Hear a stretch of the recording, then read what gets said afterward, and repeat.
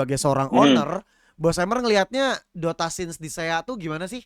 Apakah sehat-sehat aja atau stagnan gitu-gitu aja atau malah cenderung mati? Gimana menurut Bos Emer? Kalau dibandingkan dengan 2-3 tahun lalu sih dari Wikipedia ya, itu Mhm. udah tergolong downfall ya. Tapi saya percaya sih dengan adanya Reconnect, dengan adanya OG masuk Southeast Asia, makin banyak eh, movement baru yang mungkin nggak dengan player baru ya, mungkin playernya yang udah ya itu aja gitu. Ada sih beberapa player baru yang lagi mencoba untuk gue nih pemain Dota juga loh, yang mulai Mhm. dikenal gitu loh, mulai mencoba mengenalkan diri. Ada sih. Kemarin saya sempat scouting juga beberapa player gitu. Oke. Ya di Asia ini di Southeast Asia bisa-bisa aja sih, tapi ya memang udah tergolong downfall. Ya saya sih berharap dengan adanya Reconex yang udah qualified, ada juga OG, ada juga Nemesis, ada juga Kukuis. Mhm.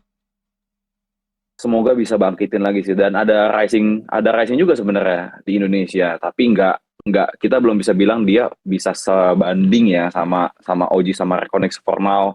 Mereka harus masih membuktikan diri, yaitu Feroja kan Wis, Feroja gitu. aja sampai masuk ke radarnya bosnya Reconnect, guys. No, no, no, no, no. Bukan radar, tapi kan kita harus aware kan sama beberapa tim yang memang ada di regional yang sama gitu loh. Oke. Tapi ya kalau kita ngomong dari tim Indo ya sekarang cuma mereka yang bisa perform Setuju sih, setelah itu Reconnect. setuju. Kalau misalkan kita ngomongin soal Southeast Asia kan pasti tentang downfall, betapa Hmm. mulai hancurnya competitive scene.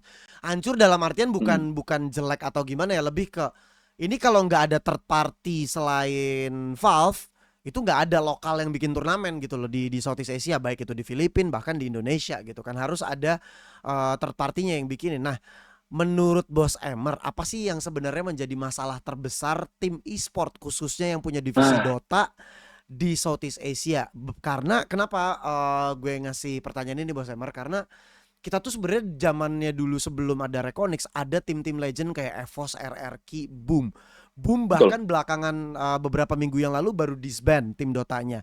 RRQ dan EVOS udah lama banget memilih untuk berhenti mendirikan divisi paling kesayangan mereka yaitu Dota 2. Menurut Bos Emer sebenarnya kesulitannya tuh di mana sih untuk ngejalanin divisi Dota di Southeast Asia, Bos Emer?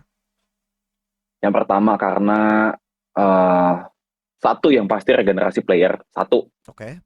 Kedua udah, oh sorry sorry itu nomor dua deh. Yang pertama nih yang paling mencekam nih adalah karena